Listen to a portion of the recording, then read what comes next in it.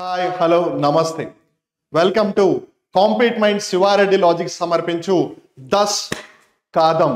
ఇవాళ దస్ కాదంలో భాగంగా స్టాటిక్ జీకేకి సంబంధించిన కొన్ని ప్రశ్నలు మనం ఇక్కడ తెలుసుకునే ప్రయత్నం చేద్దాం. మరి ఆలస్యం చేయకుండా వెళ్ళిపోదామా? Of course. సో ముందుగా ఇక్కడ మనం మొదటి ప్రశ్నని గమనిస్తే Rashtriya Indian Military college which is currently in short called as RIMC was established at అని అడుగుతున్నారు. రాష్ట్రీయ ఇండియన్ మిలిటరీ కళాశాల బ్లాంక్ లో స్థాపించబడింది. ఎక్కడ స్థాపించబడింది అని అడుగుతున్నారు. దీని యొక్క స్థాపన 1922వ సంవత్సరంలో యాక్చువల్గా Prince of Wales Royal Indian Military కాలేజ్గా జరిగిందనమాట. సో 1922లో స్టార్ట్ చేసినప్పుడు దీని పేరు ఇది Prince of Wales Royal Indian Military College. ఇప్పుడు దాని పేరు మార్చి రాష్ట్రీయ ఇండియన్ మిలిటరీ కాలేజ్ అని అంటున్నారు. సో యాక్చువల్గా దీని యొక్క స్థాపనతోనే మెల్లిమెల్లిగా ఆర్మీలోకి ఎక్కువ మంది భారతీయులు వచ్చారు అని చెప్పవచ్చు. ఇనీషియల్గా 1920లో ఈ కాలేజ్ పెట్టినప్పుడు 35కి పైగా మన ఇండియన్స్ని వాళ్ళు ఆర్మీలోకి తీసుకున్నారు. సో ఏది ఏమైనా అది ఎక్కడుంది అన్నారు. దెహ్రాదూన్ ఉత్తరాఖండ్లో ఉంది. అది దెహ్రాదూన్ ఎక్కడుంది? ఆప్షన్ 2లో ఉంది. అందుకని ఈ క్వశ్చన్కి option 2 is the right answer. రెండో ప్రశ్న గమనిస్తే blank is the supreme commander of the Indian navy. భారత నౌకాదళం లేదు నావికా దళానికి సంబంధించిన సర్వోన్నత కమాండర్ ఎవరు అని అడుగుతున్నారు. ఇక్కడ ఇన్ జనరల్ గా అనుకునేది ఏంటి, నేవీకి హెడ్ గా అడ్మిరల్ ఉంటారు కాబట్టి అడ్మిరల్ కరెక్ట్ అని. కానీ నేవీకి హెడ్ గా చీఫ్ ఆఫ్ నేవల్ స్టాఫ్ అని కూడా సంబోధిస్తారు. చీఫ్ ఆఫ్ నేవల్ స్టాఫ్ గా ఎవరు ఉంటారు అంటే అడ్మిరల్ గా ఉంటారు. సో అప్పుడు ఒకటే క్వశ్చన్కి రెండు ఆప్షన్లు ఎలా అవుతాయి? బికాస్ ఇక్కడ ఆల్ ఆఫ్ ద అబోవ్ కానీ 1 and 2 అలా ఇవ్వలేదు కదా. సో ఇక్కడ మనం జాగ్రత్తగా ఇంకో విషయం గమనిస్తే ఆర్మీకి చీఫ్ ఆఫ్ ఆర్మీ స్టాఫ్ గా జనరల్ గారు ఉంటారు. అలానే ఎయిర్ ఫోర్స్ వాయుసేనకి వాయుదళానికి సంబంధించి చీఫ్ ఆఫ్ ఎయిర్ స్టాఫ్ కి చీఫ్ ఎయిర్ మార్షల్ ఉంటారు. అలానే నేవీకి సంబంధించి చీఫ్ ఆఫ్ నేవల్ స్టాఫ్ గా అడ్మిరల్ గారు ఉంటారు. కానీ క్వశ్చన్ ఏంటి, సుప్రీం కమాండర్ అన్నారు. ఆర్మీకి అయినా ఎయిర్ ఫోర్స్ కి అయినా నేవీకి అయినా లేదు ఈ మూడిటికి కలిపైనా సుప్రీం కమాండర్ గా ఉండేది ప్రెసిడెంట్ ఆఫ్ ఇండియా, భారత రాష్ట్రపతి అనమాట. అందుకని ఈ క్వశ్చన్కి సంబంధించి మేబీ 3-4లో మీరు అందరూ కన్ఫ్యూజ్ అయినా సరే option 1 is the right answer. తర్వాత మూడవ ప్రశ్న గమనిస్తే the first south Asian games were held in అంటున్నారు. మొదటి దక్షిణాసియా క్రీడలు ఎక్కడ జరిగాయి అని అడుగుతున్నారు. ఇక్కడ మనం జాగ్రత్తగా గమనిస్తే యాక్చువల్గా ఈ సౌత్ ఏషియన్ గేమ్స్ ని ముందు సౌత్ ఏషియన్ ఫెడరేషన్ గేమ్స్ అని పిలిచేవాళ్ళు. సౌత్ ఏషియన్ ఫెడరేషన్ గేమ్స్ కాస్త సౌత్ ఏషియన్ గేమ్స్ గా ఎప్పుడు పేరు మారింది అని అంటే 2004వ సంవత్సరంలో పేరు మారింది. 2004లో సౌత్ ఏషియన్ ఫెడరేషన్ గేమ్స్ కాస్త సౌత్ ఏషియన్ గేమ్స్ అయింది. సో ఈ ఫెడరేషన్ అనే పేరుని తప్పించి ఎక్కువ దేశాలు భాగస్వామ్యం అవ్వాలనే ఉద్దేశంతో దాన్ని చేపట్టడం జరిగిందనమాట. అయితే మొట్టమొదటిసారిగా ఎప్పుడు జరిగింది అని అడుగుతున్నారు. బికాస్ క్వశ్చన్లో మొదటి అని మెన్షన్ చేశారు కాబట్టి. సో నేపాల్ దేశపు రాజధాని అయిన కాఠ్మాండూలో 1984వ సంవత్సరంలో సెప్టెంబర్ 17 నుంచి 23 వరకు మొట్టమొదటిసారిగా దక్షిణాసియా క్రీడలు జరిగాయి. దీన్ని ఎవరు నిర్వహిస్తూ వచ్చారు అని అంటే సౌత్ ఏషియన్ స్పోర్ట్స్ ఫెడరేషన్. దీని యొక్క స్థాపన 1983లో జరిగింది. స్థాపన సౌత్ ఏషియన్ స్పోర్ట్స్ ఫెడరేషన్ 1983లో జరిగింది. వీళ్ళు 1984 సెప్టెంబర్ 17 నుంచి 23 వరకు ఫస్ట్ టైం కండక్ట్ చేశారు. అలానే సౌత్ ఏషియన్ గేమ్స్ లో యాజ్ ఆఫ్ నో మనం చూసుకుంటే పార్టిసిపేట్ చేసే కంట్రీస్ ఏంటి? బంగ్లాదేశ్, భూటాన్, ఇండియా, మాల్దీవ్స్, నేపాల్, పాకిస్తాన్, శ్రీలంక. 1 2 3 4 5 6 7.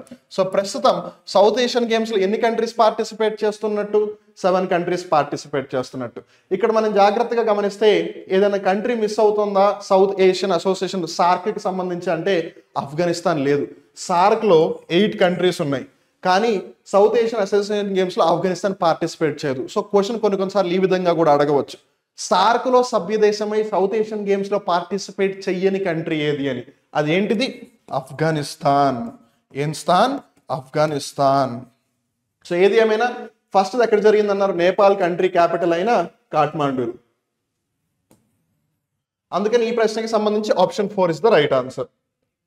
తర్వాత 4వ ప్రశ్న who was the first women to win an Olympic medal అని అంటున్నారు. ఇక్కడ మనం జాగ్రత్తగా గమనిస్తే 1900వ సంవత్సరంలో ఏదైతే సమ్మర్ ఒలింపిక్స్ జరిగాయో అది ప్యారిస్ లో జరిగింది. గుర్తుపెట్టుకోండి 2024 ఒలింపిక్స్ కూడా ప్యారిస్ లోనే కదా జరుగుతోంది.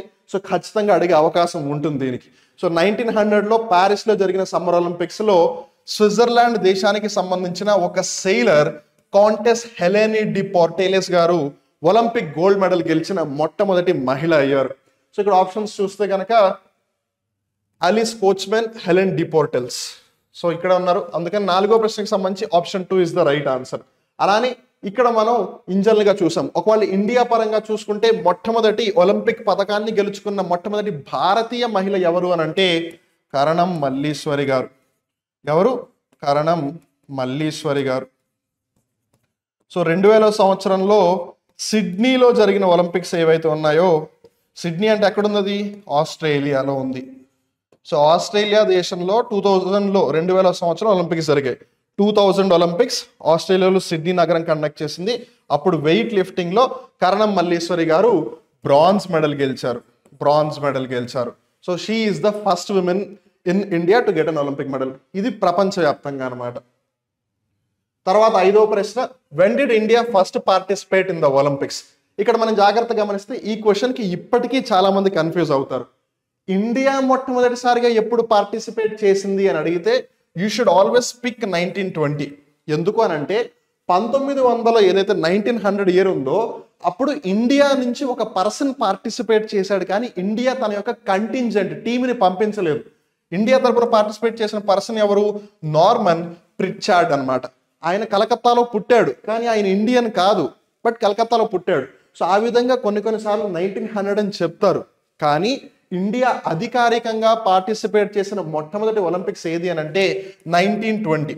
ఇన్ఫాక్ట్ అందులో బెస్ట్ పర్ఫార్మెన్స్ మనం కన్సిడర్ చేస్తే దినకర్ రావు షిండే గారు ఫెదర్ వెయిట్ కేటగిరీలో 4th వస్తారనమాట. సో ఆల్మోస్ట్ ఫస్ట్ ఒలింపిక్స్ లోనే మనం బ్రాంజ్ మెడల్ దాకా వెళ్ళాము అని చెప్పవచ్చు. అలానే ఇక్కడ మనం జాగ్రత్తగా గమనిస్తే ఈ 1920 ఏదైతే ఉందో it is related to summer Olympics అన్నమాట. సో మొట్టమొదటి వింటర్ ఒలింపిక్స్ ఎప్పుడు జరిగింది అని అంటే 1964లో జరిగింది.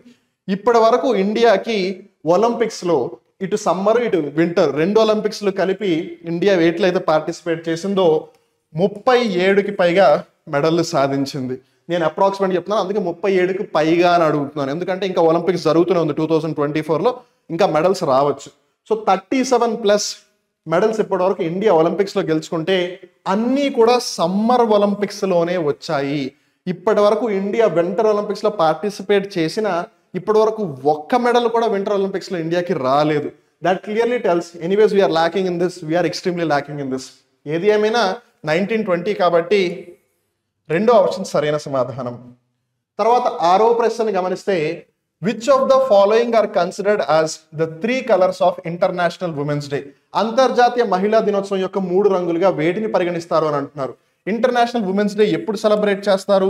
మార్చి 8వ తారీఖున సెలబ్రేట్ చేస్తారు. 8th మార్చిన సెలబ్రేట్ చేస్తారు international women's day.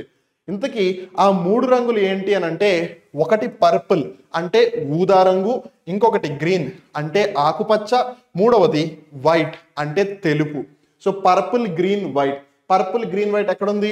Purple green white, ఊదా ఆకుపచ్చ తెలుపు. ఇంతకీ ఈ కలర్స్ ని అసలు తీసుకున్నది ఎవరు అని అంటే Women's Social and Political Union. United Kingdom అంటే బ్రిటన్ దేశానికి సంబంధించిన ఒక సమూహం Women's Social and Political Union 1908లో ఈ కలర్స్ ని వాళ్ళు కన్సిడర్ చేశారు. ఇంతకీ ఆ కలర్స్ వేటిని సూచిస్తున్నాయి? పర్పుల్ కలర్ వచ్చేసి జస్టిస్, డిగ్నిటీ అండ్ లాయల్టీ అంటే న్యాయం, గౌరవం, విధేయతని సూచిస్తున్నాయి. Green hope and optimism. White అనేది ప్యూరిటీని సూచిస్తుంది. కొంతమంది మేబీ వైట్ అనేది ప్యూరిటీని సూచించకపోవచ్చు అని కొంచెం కాంట్రవర్షియల్ గా కన్సిడర్ చేసిన, వీళ్ళు కన్సిడర్ చేసింది ఈ 3 కాబట్టి అండ్ అందుకని దాన్ని కన్సిడర్ చేస్తారు. సో పర్పుల్ గ్రీన్ వైట్ కాబట్టి option 1 will be the right answer. 7వ ప్రశ్న గమనిస్తే భారతదేశంలో అతిపెద్ద అణు విద్యుత్ ప్లాంట్ ఏది అన్నారు. తారాపూర్. తారాపూర్ ఎక్కడ ఉంది? మహారాష్ట్రలో ఉంది. కల్పాకం, కుదన్కులం ఈ 2 ఎక్కడ ఉన్నాయి? తమిళనాడు రాష్ట్రంలో ఉన్నాయి. నరోరా ఎక్కడ ఉంది? యూపీలో ఉంది. ఇవి కాకుండా రాజస్థాన్లో రావత్ భాటా ఉంది, కర్ణాటకలో కైగా ఉంది, అలానే గుజరాత్లో కాక్రాపర్ ఉంది. సో ఏది ఏమైనా లార్జెస్ట్ అంటే ఏంటి? ఎంత ఎక్కువ శక్తి ఉత్పాదన చేయగలదు అని. తారాపూర్ ఏమో 1400 మెగావాట్లు, కల్పాకం ఏమో 440 మెగావాట్లు, కుదన్కులం ఏమో 2000 మెగావాట్లు, నరోరా 440. ఈ 2 440. సో ఆప్షన్ 2 4 పాయే. తారాపూర్ 1400, కుదన్కులం 2000. సో ఇదే ఎక్కువ కదా, అందుకని తమిళనాడులో ఉన్న కుదన్కులం ఏదైతే ఉందో that will be the right answer for question number 7. 8వ ప్రశ్న చూస్తే which is the oldest dam in India? భారతదేశంలో అతి పురాతనమైన ఆనకట్ట ఏది అని అంటున్నారు. ఆప్షన్స్ లో కల్లనై ఆనకట్ట, హిరాకుద్ ఆనకట్ట, తెహ్రీ ఆనకట్ట, భవానీ సాగర్ ఆనకట్ట. ఇక్కడ వీటిని ఎప్పుడు నిర్మించారు అని మనం జాగ్రత్తగా గమనిస్తే భవానీ సాగర్ ఆనకట్టని 1948 నుంచి 1955 వరకు నిర్మించారు భవానీ అనే నది పైన. ఇది ఎక్కడ ఉంది? తమిళనాడు రాష్ట్రంలో ఉంది. తెహ్రీ డ్యామ్ ని 1978 నుంచి 2006 వరకు నిర్మించారు. ఇది భాగీరథి నది పైన ఉత్తరాఖండ్ రాష్ట్రంలో నిర్మించారు. తర్వాత హిరాకుద్ డ్యామ్, ఇది 1948 నుంచి 1953 వరకు నిర్మించారు. ఇది మహానది నదిపై ఉంది, ఒడిశా రాష్ట్రంలో ఉంది. ఇండియాలోనే లాంగెస్ట్ డ్యామ్ ఈ హిరాకుద్ డ్యామ్. ఇండియాలోనే లాంగెస్ట్ డ్యామ్ హిరాకుద్ డ్యామ్. అలానే తెహ్రీ డ్యామ్ వచ్చేసి హైయెస్ట్ డ్యామ్ అని చెప్పచ్చు. అంటే అత్యంత ఎత్తులో ఉన్నది తెహ్రీ, ఇలా పొడుగ్గా ఉన్నది హిరాకుద్ అన్నమాట. కానీ మీరు కల్లనై డ్యామ్ చూస్తే 150 CE అంటే క్రీస్తు శకం 100, 150 ఇవన్నీ కూడా 20వ శతాబ్దంలో నిర్మించినవి. అది 2వ శతాబ్దంలో నిర్మించినది. ఎక్కడ? తమిళనాడు రాష్ట్రంలోని కావేరి నదిపై నిర్మించారు. ప్రస్తుతం తమిళనాడు ఏదైతే తిరుచి అని పిలుస్తామో అక్కడ ఉంది ఈ కల్లనై డ్యామ్. ఇదే ఇండియాలో ఉన్న అత్యంత పురాతనమైన ఆనకట్ట. అందుకని 8వ ప్రశ్నకి సంబంధించి ఆప్షన్ 1 సరైన సమాధానం. తర్వాత 9వ ప్రశ్న, which is the highest dam in India? ఇప్పుడే నేను మీకు చెప్పాను. హైయెస్ట్ డ్యామ్ ఏంటిది? తెహ్రీ డ్యామ్. భాగీరథి నది పైన కట్టారు, ఉత్తరాఖండ్ రాష్ట్రంలో ఉంది. 1978 నుంచి 2006 వరకు కట్టారు అని. సో అదే అడుగుతూ ఉన్నారు. ఏదేమైనా మిగిలిన ఆప్షన్స్ చూసుకున్నా సరే సర్దార్ సరోవర్ డ్యామ్, ఇది నర్మదా నది పైన కట్టారు, గుజరాత్ రాష్ట్రంలో ఉంది, 163 మీటర్ల ఎత్తు.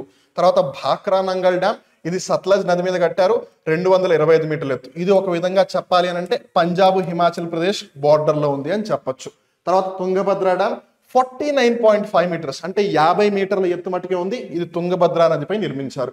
తర్వాత తెహ్రీ డ్యామ్ 260.5 మీటర్స్ 260.5 మీటర్ల ఎత్తు భాగీరథి నదిపై నిర్మించారు. ఎత్తైనది ఏది అని అన్నారు. ఎత్తైనది ఏది? తెహ్రీ డ్యామ్. అందుకని option 4 is the right answer. అలానే తర్వాత 10వ ప్రశ్న.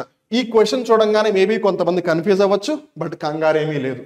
Which is the national heritage animal of India? భారతదేశ జాతీయ వారసత్వ జంతువు ఏది అని అడుగుతున్నారు. ఇక్కడ మనం జాగ్రత్త గమనిస్తే టైగర్ ఇండియా యొక్క నేషనల్ యానిమల్, భారతదేశం యొక్క జాతీయ జంతువు అనే సంగతి మనందరికీ తెలుసు, పులి. కానీ 2010వ సంవత్సరంలో గవర్నమెంట్ ఆఫ్ ఇండియా ఎలిఫెంట్ ని నేషనల్ హెరిటేజ్ యానిమల్ ఆఫ్ ఇండియాగా గుర్తించింది. ఎందుకు అనంటే ప్రపంచవ్యాప్తంగా ఏనుగులు ఎక్కువ ఉన్న దేశాలలో 2వ స్థానంలో మన భారతదేశం ఉంది. అందుకని దాని జనాభాని కాపాడడం కోసం ఈ విధంగా చర్య తీసుకుంది. సో భారతదేశ జాతీయ వారసత్వ జంతువు ఏది అని అంటే ఏనుగు, భారతదేశ జాతీయ జంతువు ఏది అని అంటే పులి. అలానే ఇక్కడ ఆప్షన్స్ లో లయన్, చీతా కూడా ఉన్నాయి కదా, గుర్తుపెట్టుకోండి. ఎలిఫెంట్ కి సంబంధించి వరల్డ్ ఎలిఫెంట్ డే ఉంది ఆగస్టు 12న. టైగర్ కి సంబంధించి ఇంటర్నేషనల్ టైగర్ డే ఉంది జూలై 29న. అలానే లయన్ కి సంబంధించి వరల్డ్ లయన్ డే ఉంది ఆగస్టు 10న. చీతా అంటే చిరుత, ప్రపంచంలోనే అతివేగంగా పరిగెత్తగలిగే జంతువు, దానికి సంబంధించి ఇంటర్నేషనల్ చీటా డే ఉంది, అది డిసెంబర్ 4.